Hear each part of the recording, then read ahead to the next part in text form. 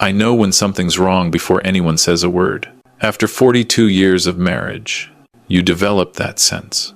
You can tell by the way someone breathes, the pause before they speak, the weight of silence in a room. But nothing could have prepared me for the call I received 3 days after we laid Margaret to rest. I was sitting in our kitchen in North Vancouver, staring at the empty chair across from me. Margaret's chair. The morning light came through the window the same way it had for 23 years in this house. But everything felt different now. Wrong. Like the world had shifted slightly off its axis and nothing would ever align properly again. My phone rang. The display showed a number I recognized immediately. Rachel Okonkwo, Margaret's family physician for the past 15 years. Pearson, I need you to come to my office. Today, if possible, and please, don't mention this to Chloe. My daughter. Why wouldn't I tell my daughter?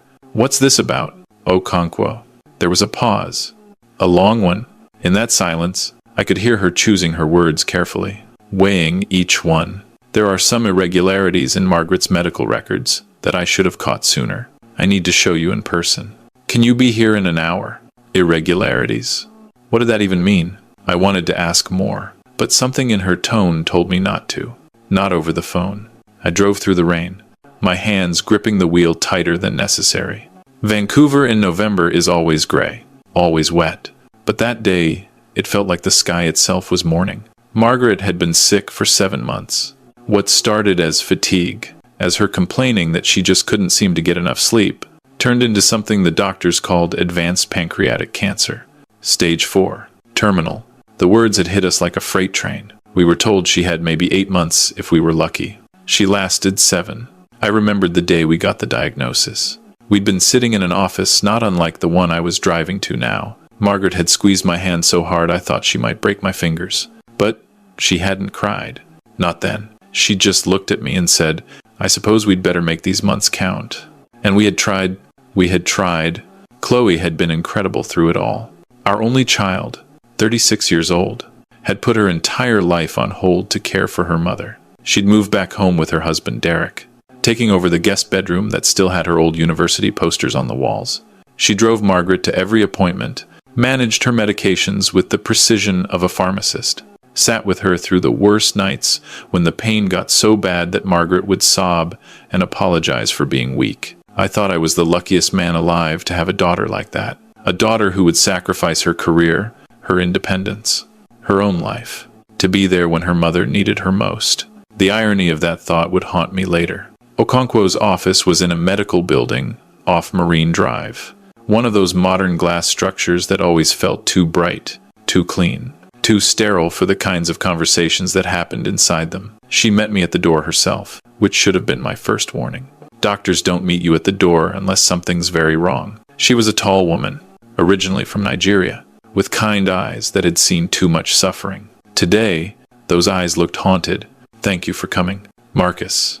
She led me past the reception area, past the waiting room where an elderly couple sat holding hands, past the nurse's station where someone was on the phone arguing about insurance coverage. Her private office was at the end of a long hallway. On her desk were 3 manila folders, each one thick with papers.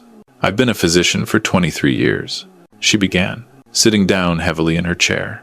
And I've never had to have a conversation like this one. I've told people they were dying. I've told parents their children wouldn't make it. I've delivered every kind of bad news you can imagine. But this is different. She opened the first folder. Lab reports, scan results, pathology findings, all with Margaret's name on them, all dated over the past 8 months. Marcus, I need you to look at these dates very carefully. I leaned forward. The reports were dated from March through October, tracking Margaret's supposed cancer progression. Tumor markers rising, scans showing masses growing, blood work deteriorating month by month. Now look at these. She opened the second folder. More lab reports. Same dates. Same patient name. But different results. Completely different. I don't understand. Okonkwo's hands were shaking slightly as she pointed to the documents. These are the actual results from the laboratory.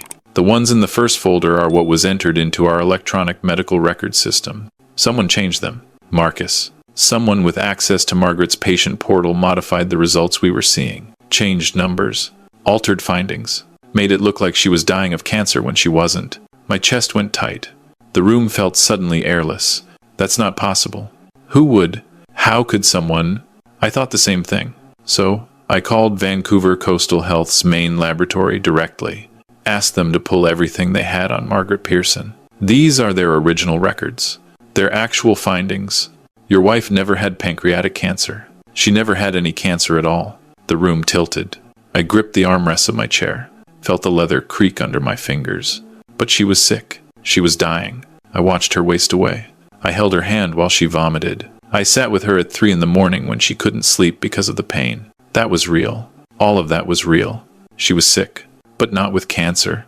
Okonkwo opened the third folder with hands that were steadier now, as if having made the decision to tell me, she'd found some kind of resolve. I sent tissue samples from the autopsy to a toxicology specialist, a friend of mine at UBC who owes me a favor, someone I trust completely. This is what he found. She slid a report across the desk. The words blurred together at first, my brain refusing to process what my eyes were seeing. Then they came into focus, sharp and terrible. Arsenic trioxide, thallium sulfate, trace amounts of other compounds I didn't recognize. Small doses, administered over an extended period, consistent with chronic poisoning. Margaret was being poisoned. Marcus, slowly, methodically, over months. Someone was giving her these substances in doses carefully calculated to mimic the symptoms of pancreatic cancer, nausea, weight loss, jaundice, abdominal pain, all of it. I couldn't breathe, couldn't think. The office walls seemed to be closing in. Who had access to her medications? Okonkwo's voice was gentle, but insistent. I knew the answer before I said it. Chloe. Chloe managed everything. She picked up the prescriptions from the pharmacy, organized the pill boxes every week, made sure Margaret took everything on schedule. She was so careful about it. She had spreadsheets, reminders on her phone. Who had access to Margaret's patient portal? Who knew her passwords? Chloe helped her set it up. Margaret wasn't good with computers, so Chloe handled all of that. She'd show Margaret the results after appointments, explain what the doctors had said. Okonkwo nodded slowly. Did Chloe ever go to appointments alone with Margaret? Without you there. All the time. Especially toward the end. I couldn't handle it anymore. Watching her fade. Watching her suffer. Chloe insisted she could take her. That I should rest. That I needed to take care of myself too. She said I'd make myself sick if I didn't step back.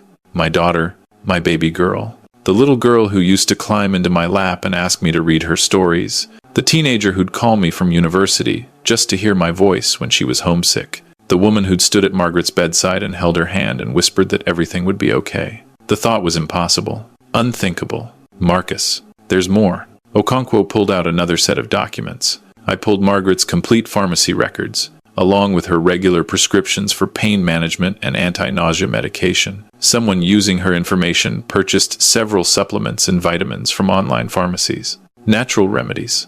The kind that aren't regulated by Health Canada. The kind that could contain anything. She showed me the orders. Placed through Margaret's account. Paid for with a credit card I didn't recognize. Shipped to our address. Items with names like Advanced Cellular Support and Digestive Wellness Complex and Natural Pain Relief Formula. I'd seen those bottles in our bathroom. Seen Chloe giving them to Margaret, explaining that they were complementary treatments. That natural remedies could help where conventional medicine failed. I don't understand why. Why would Chloe do this? She loved her mother. Margaret was everything to her. Okonkwo's face was grave. I can't answer that. I'm not a detective, but I had to tell you, I've already reported this to the Vancouver Police Department. Detective Sarah Chen will be contacting you today. But I wanted you to hear it from me first. You deserve that much. I drove home in a fog. The rain had intensified, and the wipers couldn't keep up. I had to pull over twice because I couldn't see through my tears. My wife had been murdered. That was the only word for it. Murdered by someone she trusted. Someone she loved. When I walked through the door, Chloe was in the kitchen, making tea. She was wearing one of Margaret's old cardigans, the blue one with the pearl buttons. She looked up and smiled when she saw me. That same smile I'd known her whole life. The smile that had gotten her out of trouble as a child, that had charmed her teachers, that had made everyone who met her think she was special. You're back. I made your favorite, Earl Grey with just a splash of milk, the way you like it. How are you holding up? I stared at her, really looked at her for what felt like the first time in months. When had the circles appeared under her eyes? When had her hair started looking so unkempt? When had she started looking so desperate, so worn? Where's Derek? He had to run out. Grocery shopping. We were out of milk and bread. She brought me the tea, pressed the warm mug into my hands with a tenderness that made my stomach turn. You look pale. Are you feeling okay?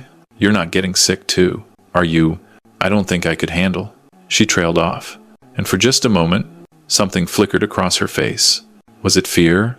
Guilt? I couldn't tell. I went to see Dr. Okonkwo today. The change was instant. Her entire body went rigid. The smile froze on her face, became something artificial. Is everything all right? You're not having heart problems or anything, are you? The stress of losing Mom. She wanted to talk to me about your mother's medical records. Chloe's hand, reaching for her own mug on the counter, froze in midair. What about them? There were some irregularities. Irregularities. She laughed, but it sounded wrong. Hollow. Brittle. What are you talking about?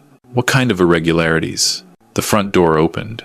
Derek walked in with grocery bags, stopped dead when he saw us.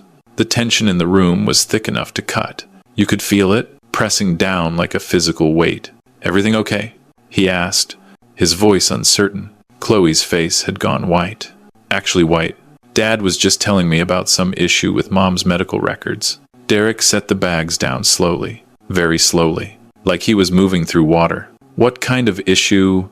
I watched them both. Watched the way Derek's eyes went immediately to Chloe. Watched the way her jaw tightened, the muscles jumping. Watched the way they communicated without words. Some silent conversation happening in the space between them. The police will be contacting us, I said quietly. About Margaret's death. About how she died. The police. Chloe's voice went up an octave, became shrill. Why would the police care about Mom's death? She had cancer. She died from cancer. That's what happens when you have stage 4 pancreatic cancer. People die. Because your mother didn't have cancer? Chloe. She never had cancer. She was poisoned. Someone was slowly poisoning her for 7 months, and that someone had access to her medications, her medical records, her patient portal. That someone was in this house every single day.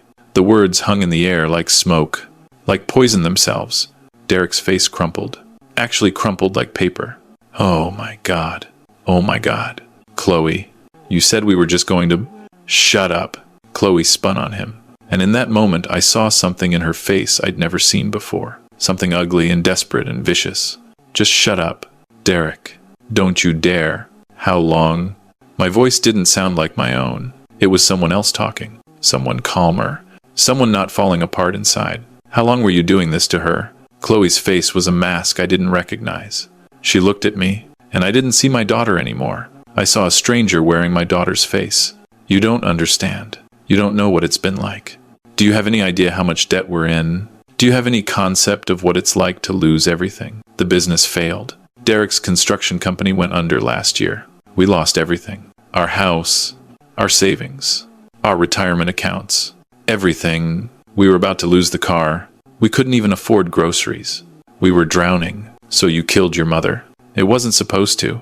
I didn't mean for it to go this far. It wasn't supposed to end like this.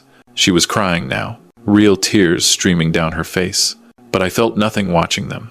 Nothing at all. I just needed time. I just needed to buy us some time. The cancer diagnosis was supposed to make you prepare. Get your affairs in order. Maybe help us out a little. We were desperate. We were about to lose everything. But she didn't have cancer. You made that up. You created a fake diagnosis. The lab results were easy to change. Mom's portal password was Chloe1987. My name and birth year. She never looked at them herself anyway. She just trusted what we told her. And once everyone believed she was dying, once the doctors believed it, it was easy to make it real, to make the symptoms match. Derek was sobbing in the corner now, his back against the wall, sliding down to sit on the floor. I told you to stop. After the first month, I told you to stop. But you kept saying just a little longer, just until we could get back on our feet, just until we could figure something out. You were part of this. I looked at him. This man I'd welcomed into my family 10 years ago. This man I'd helped get his business license. This man I'd lent money to when times were tough. This man who'd sat at my table and eaten my food and told me he loved my daughter. I didn't know at first. I swear to God. I didn't know. By the time I figured out what Chloe was doing, Mom was already sick, really sick. And Chloe said if I told anyone, we'd both go to prison. She said it was too late to stop, that we were already in too deep. Chloe rounded on him again. You're pathetic. You're actually going to blame this all on me. You're the one who got us into debt. You're the one who made one stupid business decision after another. You're the one who refused to declare bankruptcy like a normal person. I was trying to save us. I was trying to fix everything you broke.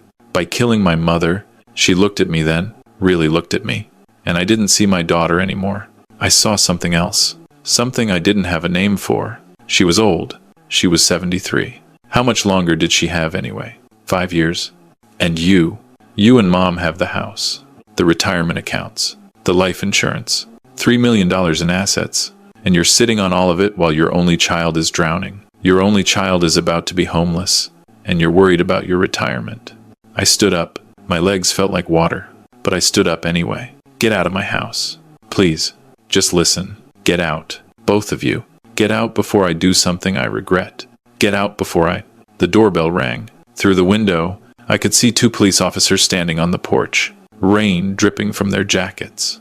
Detective Sarah Chen was professional, efficient. She arrested them both right there in my living room. Read them their rights while Chloe screamed about lawyers and how I was ruining her life. How she'd only been trying to help. How I'd never understood her struggles. How I'd always loved Margaret more. How nothing she ever did was good enough. Derek just kept crying, apologizing. To me, to the officers, to God. They found everything. The supplements laced with poison, purchased through dark web pharmacies that didn't ask questions. The modified lab reports still on Chloe's laptop, saved in a folder labeled Mom's Medical. Text messages between Chloe and Derek arguing about dosages and timelines and whether they should stop. One message in particular, she's suffering too much. Maybe we should just... From Derek, Chloe's response, we're almost there. Another month? Just one more month. That was sent 2 weeks before Margaret died.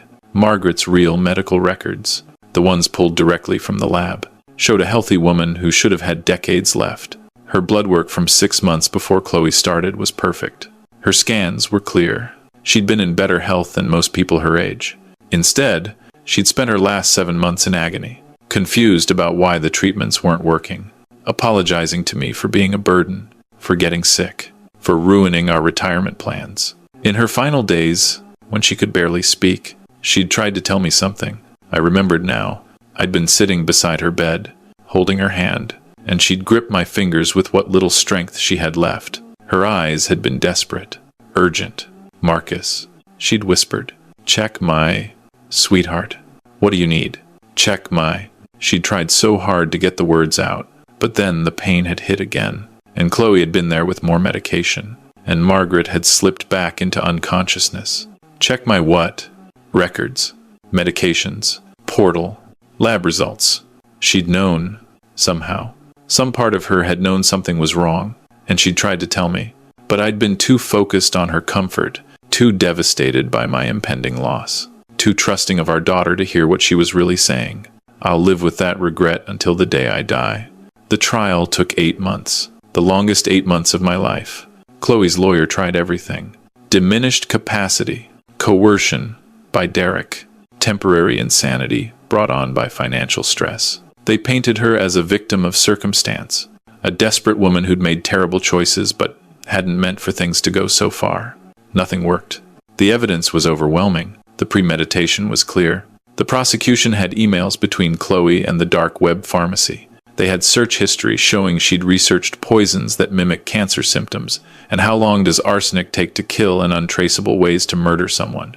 Derek took a plea deal, testified against Chloe in exchange for a reduced sentence. He admitted everything, showed them where they'd hidden the supplements, explained how Chloe had convinced him it would look like natural causes. Got 15 years. He'd be eligible for parole in 7. Chloe got life. No chance of parole for 25 years. She'd be 61 before she could even apply.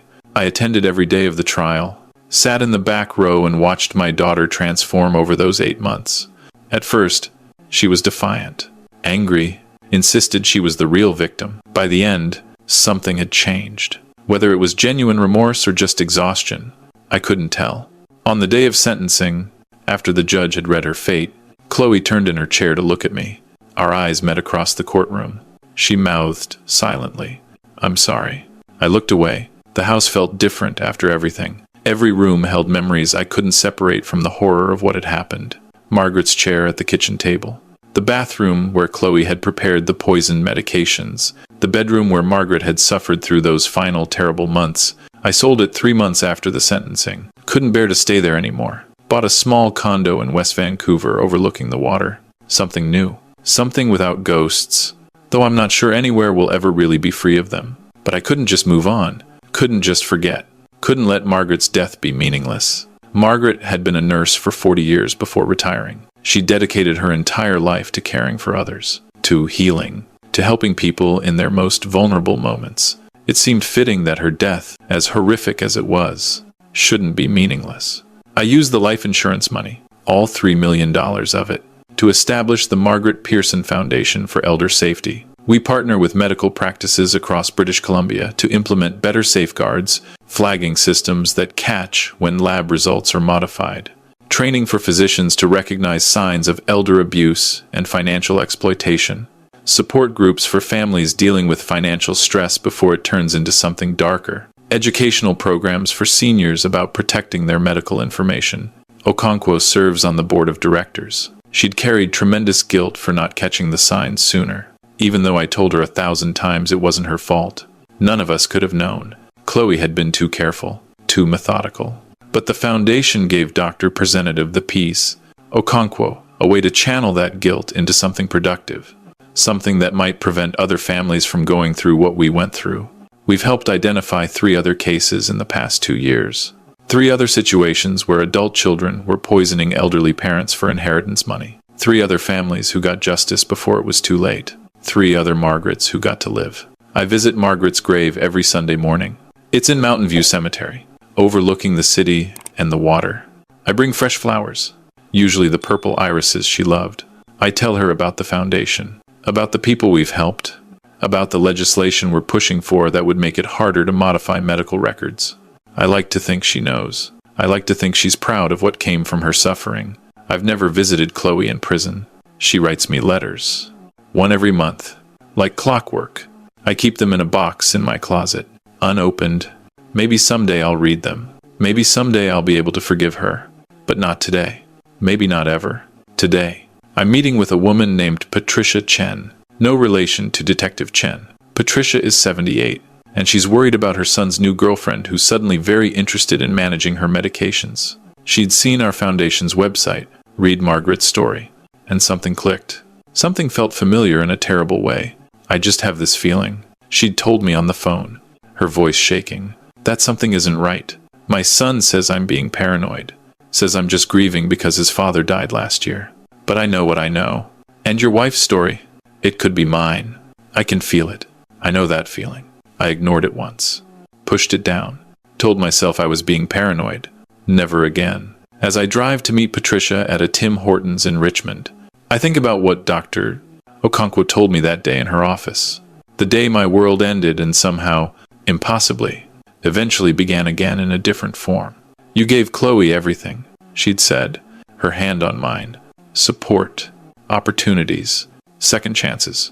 But somewhere along the way, she learned that the world owed her something, that her comfort mattered more than other people's lives. That's not on you, Marcus.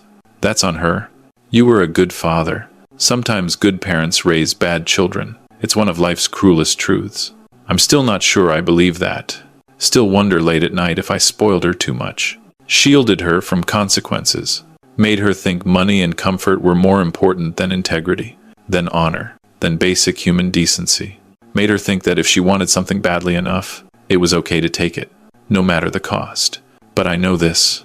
Margaret deserved better. Deserved to spend her final years in peace, not in pain. Deserved to grow old with dignity, not be slowly murdered by the daughter she'd sacrificed everything for. The daughter she'd loved more than her own life. I can't give Margaret those years back. Can't undo what was done. Can't bring her back for one more conversation. One more morning cup of tea. One more walk along the seawall at sunset. But I can make sure her story means something. can make sure other families don't learn these lessons the way I did, can turn her death into something that saves lives instead of just taking one. The rain has stopped by the time I pull up to the coffee shop where I'm meeting Patricia. Through the window, I can see an elderly woman sitting alone at a corner table, clutching her purse with both hands. Looking around nervously, she looks so much like Margaret did 20 years ago that for a moment, I can't breathe. I take a breath, lock the car, walk inside. The bell above the door chimes. Patricia, I'm Marcus Pearson. Thank you for reaching out to the foundation. She looks up at me with frightened eyes. Eyes that remind me of Margaret's in those final, terrible days when she was trying to tell me something but couldn't find the words. Thank you for meeting me. Pearson, I didn't know who else to call. My son says I'm being paranoid, that I'm imagining things because I'm lonely. But I just know something's wrong. A mother knows. And after reading about your wife, I'm scared. I'm so scared. I sit down across from her, pull out my notebook, take a deep breath. Tell me everything. Start from the beginning. And don't worry about whether it sounds paranoid or not. Trust your instincts. They might just save your life. Margaret tried to trust hers, and I didn't listen. I won't make that mistake again. She begins to talk, and I begin to take notes. This is what I do now. This is Margaret's legacy, and mine. And somewhere, I hope she's watching.